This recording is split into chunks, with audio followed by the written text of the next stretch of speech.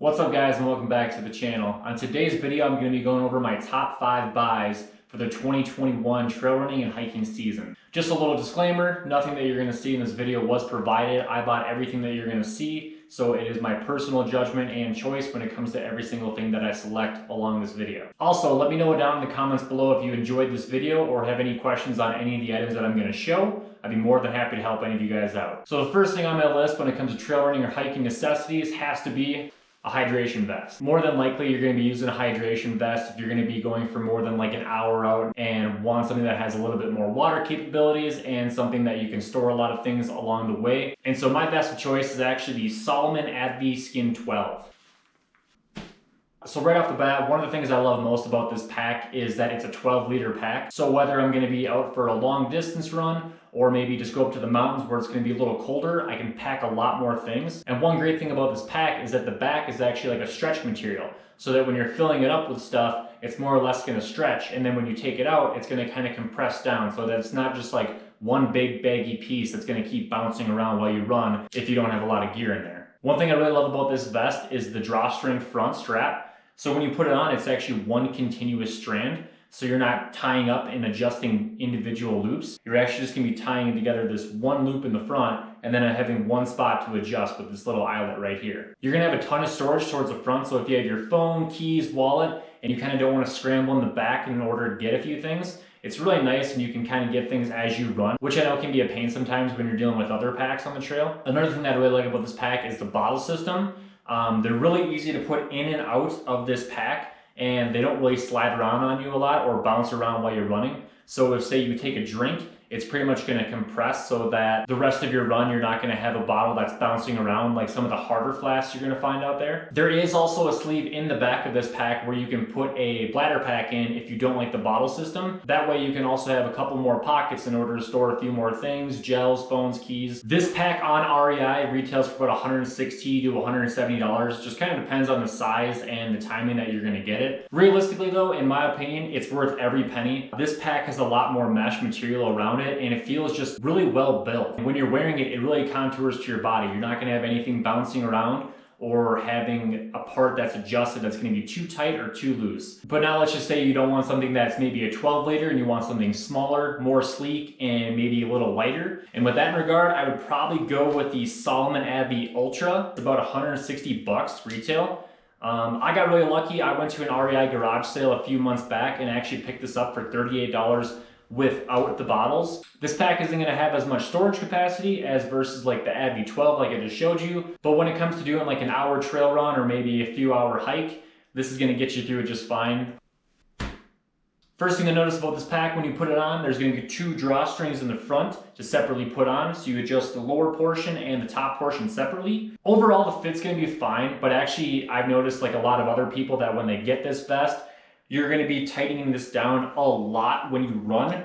I mean, right now, just doing this, it's going to feel tight on me, but the second you start to run, especially with nothing in the back of the pack, these bottles in the front are going to bounce like crazy. And even though you're going to be taking a few drinks along the way and reducing the amount of water in the bottles are still going to bounce. Even when I put the Salomon branded bottles from my Adv 12 into the Skin 5, I've noticed that there's a lot of bouncing when it comes to running or even hiking. Just like the Adv 12, there's going to be plenty of storage in the front to put your phone, keys, wallet, any bars even on the side. There's 2 little side pockets that you can put a few extra things in.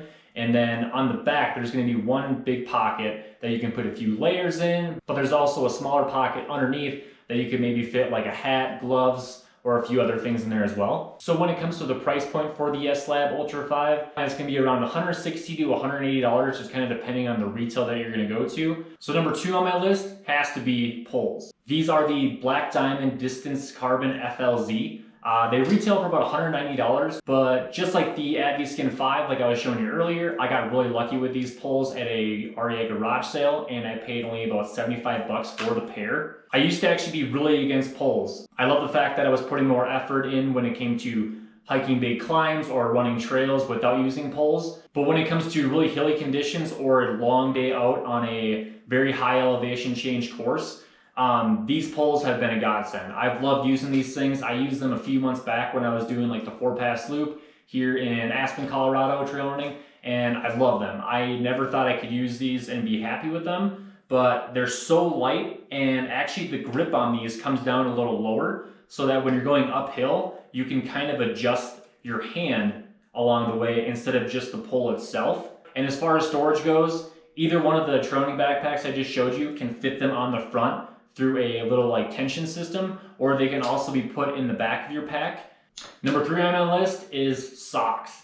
Everyone out there knows how much I love my socks, and actually if you were to go to my videos, you would find out my favorite ones for the entire year. But I'm just gonna save you some time and actually go over my favorite pair right now. So these are the Injinji Run Lights. They retail for about $17, $18. The breathability in these alone and the elasticity is really well made. When you're wearing these on the trail, they just feel like they're hugging your entire foot. And one reason why I think socks are so important, other than just the support and getting blisters, is that when you're on the trail or you're hiking, you're gonna be going on a lot of uneven surfaces, and your foot's gonna be doing a lot of different steps versus when you're on the road just doing a straight path. So the fact that these actually go around each one of your toes is going to give you a little bit more support, and I think the longevity of going for a long hike or a run, you're really going to benefit from having socks like these. Now, one thing I will say about these socks that I personally don't like, mainly because I have some janky ass toes, is that when you're taking these on or off, your toes are going to have a tough time going in or out. You're going to have to like feed and do individual toes at one time. It's going to waste a little bit of time taking your socks on or off, and I know it's kind of a hassle for most people, but if you think about the time that you're actually going to have in your shoes, it's going to be a really big benefit for you to be comfortable throughout a long day or even like a multi-day backpacking trip. The last thing I'm going to go over is one thing that I know we're probably all getting sick of talking about, but it's got to be a buff. We've all more or less become used to wearing these, especially when we're on the trail, and something like versus wearing a mask where your whole face is covered and it's kind of hard to take it on and off. I really love wearing a buff because you can kind of wear it while you're out running and take it down when nobody's around, but then to easily put it up, you know, when you're passing by a few people. It's really nice to have. And then also when it's really early season or even late season, they're really nice to have for morning runs when it's say going to be a little bit more brisk of a wind, or if you're on a backpacking trail and you're at like a high elevation or going over a pass. It can be really windy and you want to have something to protect your face. These ones right here I got on Amazon. It was like a 6-pack for maybe $20, but I will also link these down in the description below just so you're aware of what I wear. So the last piece of gear I'm going to actually show you guys isn't something you can normally buy in a store, but it is an app that I think that everybody should have, whether you're hiking, trail running, or even just looking for a path nearby that you want to go on, and it's AllTrails.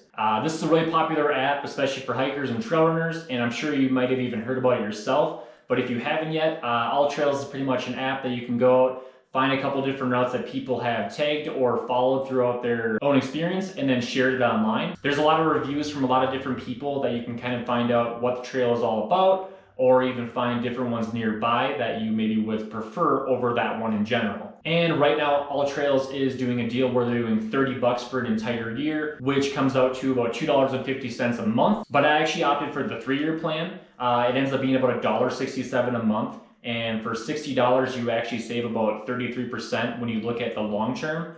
So if you're someone that even likes to go out for maybe once a weekend or even once a month, $1.67 per month is well worth it in my opinion. Also, when you actually upgrade to the AllTrails app, you can download your maps so that when you're out on the trail, even without GPS, you can follow where you are exactly on the trail without getting lost. So that's a big plus, especially out in the backcountry. If you're afraid of getting lost, or maybe even a solo hiker or a trail runner yourself, I think this is going to pay dividends long down the road. So that's going to do it for me today. Again, that was my top 5 trail running and hiking suggestions for the new year. I hope that you guys really liked it, and a few of you may have even found something new to add to your selection for this new year coming up. And if any of you have any suggestions, make sure you comment down below and I'll do my best to get back to you. I just want to thank you guys again for watching this video, and have a great rest of your day.